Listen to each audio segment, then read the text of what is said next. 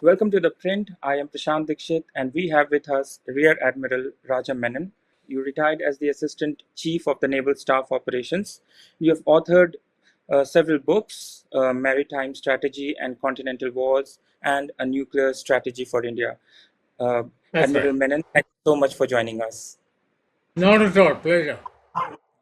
So, we are going to discuss your latest column that you have written for us, which is about India's nuclear doctrine, which was built in 2003.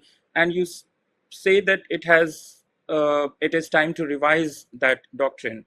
Now, you spent your career thinking about maritime strategy and nuclear deterrence. What made you sit down and write this piece now? What was the trigger for you? There were a couple of triggers.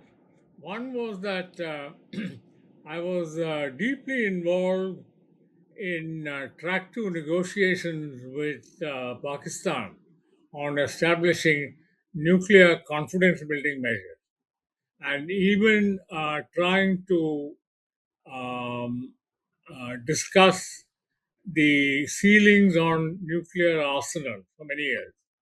And this became the subject of a lot of interest from the United States. Uh, but I noticed that during the last 15 years, there's been a growing body of literature suggesting that land based arsenals are deeply vulnerable to conventional attack. And that body of literature has been increasing in intensity. Uh, one of the first shots to be fired was by our own Center for Land Warfare, which is run by the Army.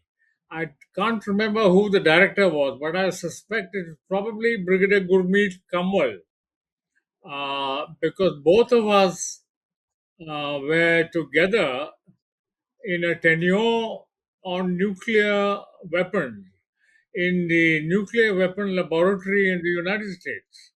So I suspect it was Gurmeet Kamal who fired the first column regarding the vulnerability to conventional weapons. The other is that everyone is now discussing the new way of war. Everyone is convinced that there is a new way of war, but there is still a discussion on what that new way is.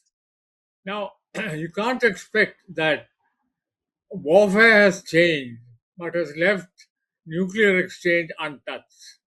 That's unreasonable. Of course, the environment in which nuclear weapons will be exchanged is going to be affected as much by the changes in technology. Um, the scenario affecting the possible exchange of nuclear weapons has changed. That's what made me write this. Right. So, if the doctrine was created in 2003, could you describe what the situation were at the time and how has that scenario changed today? To explain that, I need to spend a couple of minutes on explaining what doctrine is. Doctrine comes from a Latin word which means how we intend to fight.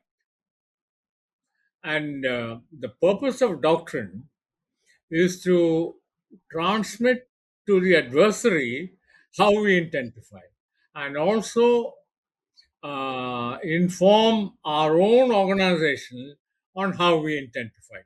So, doctrine serves two purposes, and doctrine evolves from what we think are the best practices. Um, how do we know what the best practices are? Um, in conventional warfare, that is established by big tactical exercises. But you obviously can't do that in the nuclear arena. So the nuclear doctrines are validated or otherwise by war games. But I'll come to that a little later. The people who wrote the doctrine in 2003, I admire them. They were clearly worried about the security of the country, but at the same time, they realized that this is a horrible subject. It is about the destruction of mankind, and we don't want to do things which will jeopardize the future of humanity. So, after we weaponized in 1998, which was the correct step, those who drove the narrative made sure that we did not, in our doctrine, repeat the mistakes done by the two superpowers. What was the mistake they did? The biggest mistake was that they indulged in a nuclear arms race. They pushed up the number of nuclear weapons in the world to something obscene, like 36,000. And so the people who wrote the doctrine were determined that we would not enter into a nuclear arms race. The second was that at least they would not enter into a nuclear race as a result of bad doctrine. The second was that we decided to clearly separate the conduct of conventional war from nuclear war. Conventional war is the domain of the military. Nuclear exchange is a political decision. The third was that the doctrine writers ensured that there would not be any accidental nuclear war. Accidental nuclear war comes from having 18,000 nuclear weapons over which you yourself don't have complete control. There were many cases of possibly accidental nuclear war. And also, the uh, the manufacture and deployment of tactical nuclear weapons is a potential source of accidental nuclear war. And our writers moved completely away from that and stuck to no first use, retaliatory strikes, and and therefore they avoided the problem that the world had faced for 50 years of the two superpowers indulging in a use it or lose it conundrum. And so I think that at the time, our nuclear doctrine demonstrated both wisdom and sagacity. So, what has changed today that you think requires relooking at this doctrine? What are the scenarios right now, and how are they very different from 2003? Uh, the overwhelming reason, actually, there is between the three factors of doctrine, nuclear arsenal, and technology, there is a binding relationship. You can't change one without affecting the other two. And what has happened since 2003 is something that not just the doctrine writers, but nobody could have foreseen, which was galloping technology. Technology has gone somewhere else where no one could have predicted it. But what is the effect of that technology, which affects both conventional war and the scenario of nuclear exchange? The first is transparency.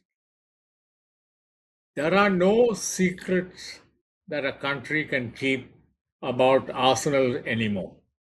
Because of satellite surveillance, uh, down to a resolution of 10 centimeters. That in turn, combined with artificial intelligence, has speeded up the reaction time. In military jargon, that's called sensor to shooter. But that actually means from the time of detection, how long does it take you to react? In the old days, it took days. Today, it takes barely minutes. So the reaction time, speed of reaction has changed. The third big effect of technology is that the range, the explosive power, and the accuracy of conventional missiles are today no different from that of nuclear missiles. So, have other nations faced this technology problem? Yes, indeed. And they have reacted to it in different ways. The first was the realization in the United States that their new land-based nuclear arsenal was vulnerable. So they first reacted about 30 years ago by hardening their silos. They only had silos on land. They hardened their silos against nuclear blast. When they felt that was not working, they started building dummy silos to confuse the enemy as to where the real nuclear weapons lay. In fact, China is still following that strategy of creating dummy silos in the western area. The third was if you were a large country, you could conceal it in geographical space, which is what Russia, Soviet Union adopted. It's a big geographical country. Um, the fourth was the use of mobile launchers. And I think arsenal planners um, short circuited the technological gap by going in straight for mobile launchers, which was a sensible step. The fifth was that some countries deployed solely SSBNs. But the problem with relying solely on SSBNs is there is also a technological problem, which is that uh, they really need nuclear reactors where the core is highly enriched uranium. That's a very difficult technology, and today only the United States has it, not any other country. But the first four that I described, that is hardening, dummy silos, concealment, and mobile launches, have been overtaken by opposing technology. So that's what we face today. So, when discussing India, you single out China's strategic rocket force as a particular concern. Specifically the fact that its conventional and nuclear weapons share the same command structure. Now, what is that arrangement, and why is that so dangerous from India's point of view? Yeah, that's a good question. But just before I address that, which I will, I just want to talk about the effect of the Pakistani arsenal. Uh, Against the Pakistani arsenal today, I would say the doctrine is probably adequate. Um, as I said earlier, how do I say that? Because nuclear doctrines are validated through war games. Have war games occurred between India and Pakistan? Yes, indeed. These were organized by the United States, who had a different objective in organizing the games. These games were played by senior military personnel from India and senior military personnel from Pakistan, including those who were involved in the decision making chain of nuclear arms. And the United States' objective wasn't finding out where Pakistan's nuclear threshold actually lies. But that, fortunately, was our objective also. Where does it lie? And many of us who participated, I participated in all the games. It was held in different parts of the world. And it was held 4 times in 4 years. And some of us were apprehensive that the Pakistani players would try and sell us a dummy by pretending that the nuclear threshold lay where it actually doesn't, because it was their interest to indicate that the threshold lay at a very low level. But I must say that at the end of the 4 games, they did not do that. They clearly indicated where the threshold was, and it was at a very high level. So that today, I think the nuclear relationship with Pakistan is relatively stable. There are some weaknesses I'll come to later. But coming to China, their strategic rocket force, which is a separate service, not like the Army, Navy, Air Force, separate service, has 40 brigades, of which 20 brigades are conventional and 20 brigades are nuclear. And I believe that this is a highly irresponsible step because they both, all the 20 brigades on both sides, share the same command structure.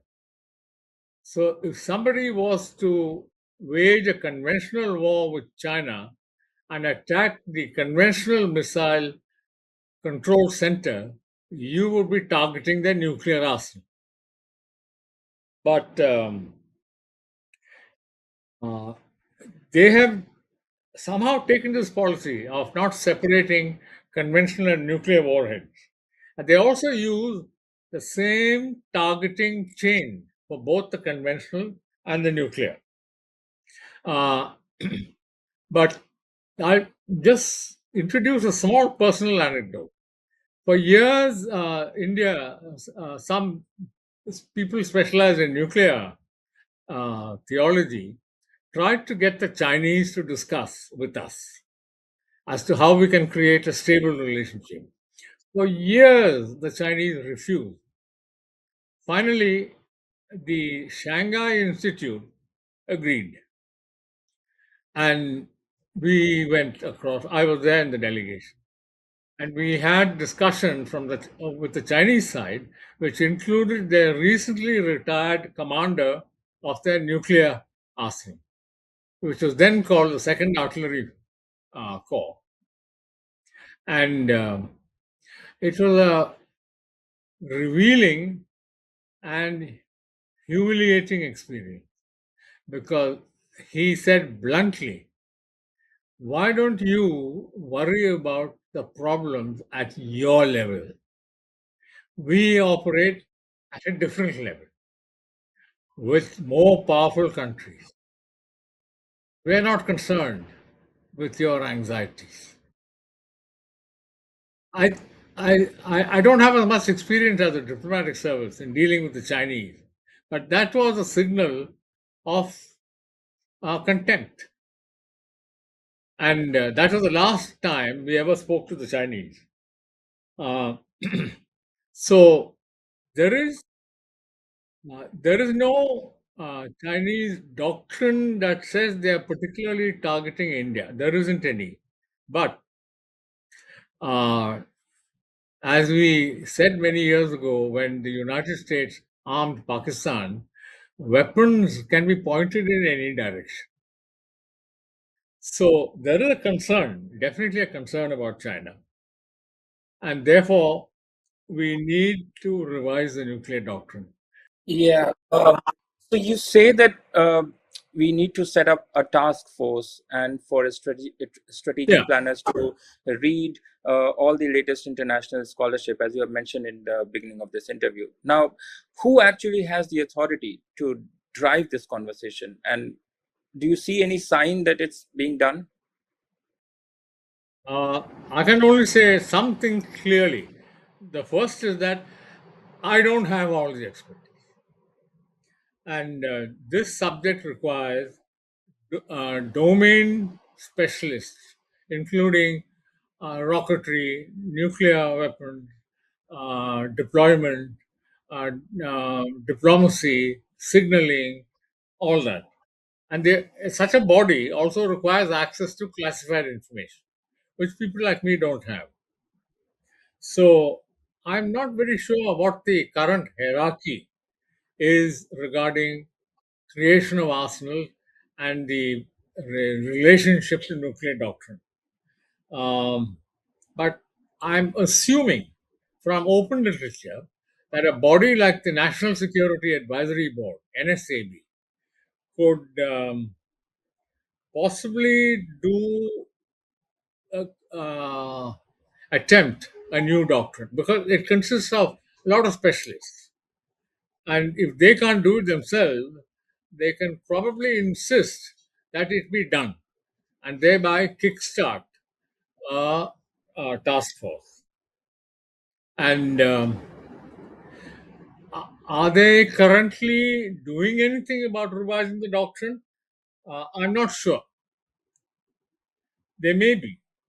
But some indicators are there that, for instance, after the Pakistani Strategic Plans Division was placed directly under Field Marshal Munir, there was some debate. Where it took place and what the result of that debate, I don't know.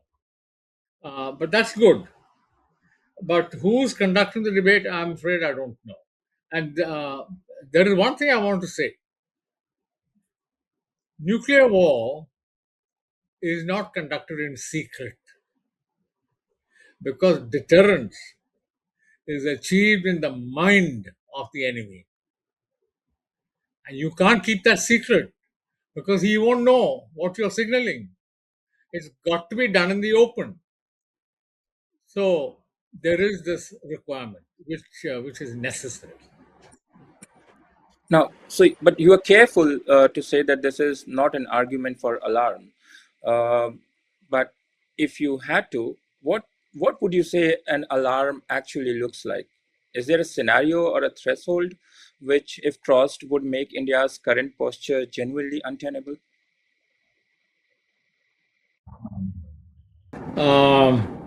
Yeah, there are some reasons why I say that they may not be a cause for alarm. Um, One is our arsenal today, I think, achieves its purpose against Pakistan. Today, that may not last forever.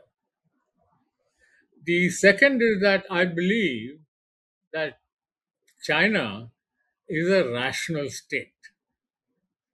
Uh, there are some states who deliberately put out a theory that there are madmen in the decision making chain. There aren't any really madmen. But to make the enemy think that there are some madmen, you affect his decision making. This is an old ploy by many countries. Um, is Pakistan a rational state? Difficult question.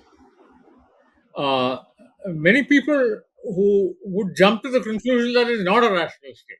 Why? Because the army is in charge. But is the army rational? Hmm. Uh,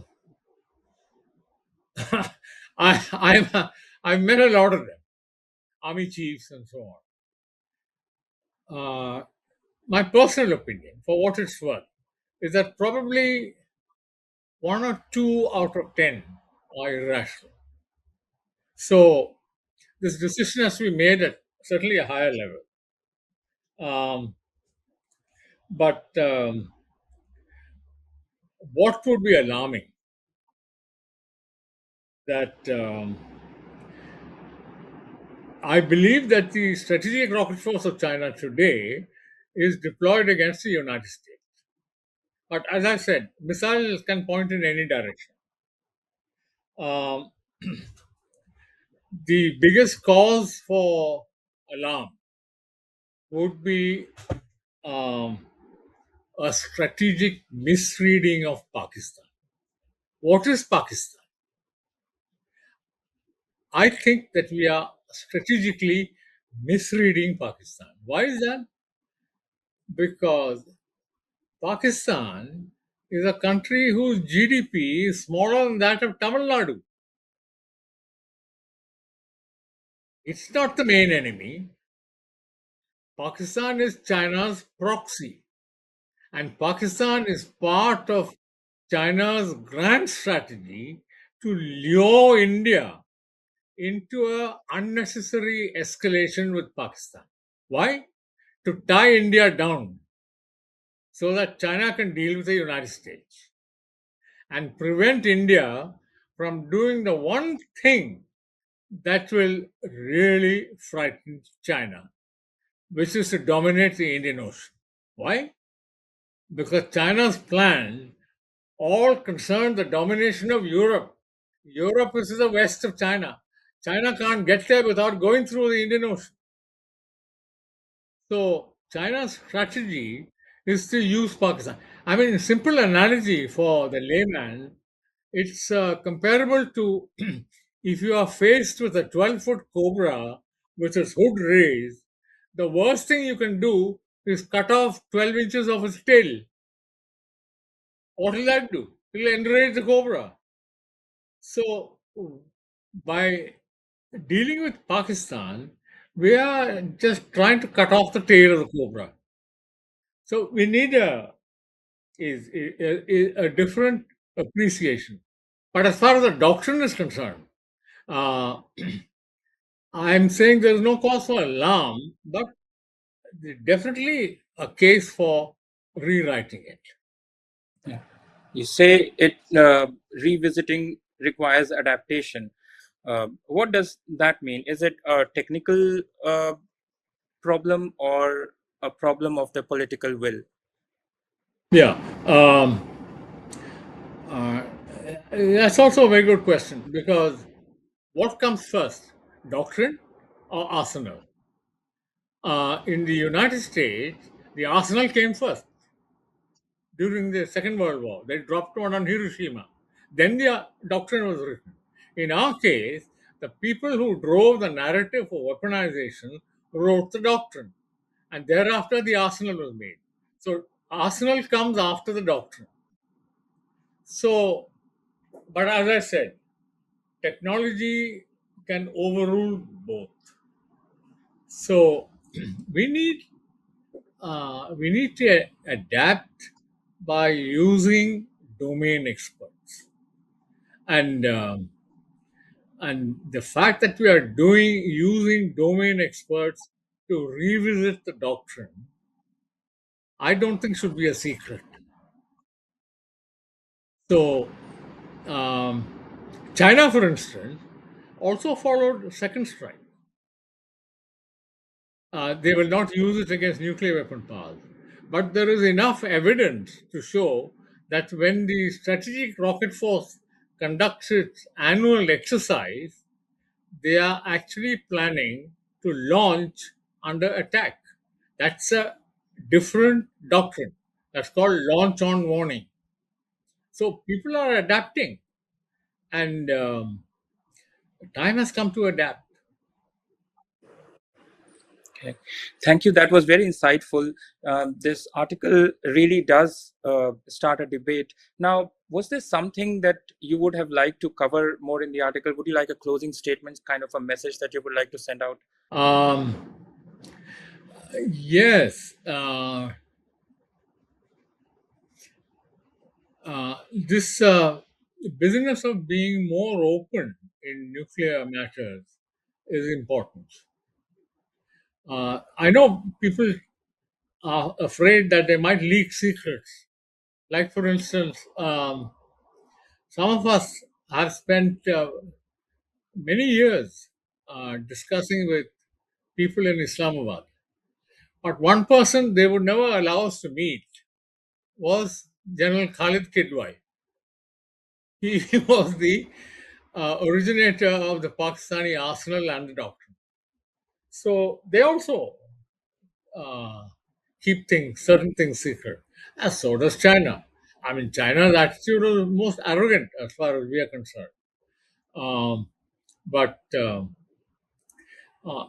the I feel that what might trigger a change in the Chinese doctrine by looking at us more carefully is the rise of India. If today our GDP is 4 trillion, theirs is 20. So they probably have some grounds to look down upon us. But when we rise, China will, I think, revisit its doctrine. And we shouldn't wait for that. That's my last advice. Admiral, thank you so much for joining us. That was wonderful. I wish you would write more columns and keep the debate going. Thank you so much. Thank you very much. Thank you for having me.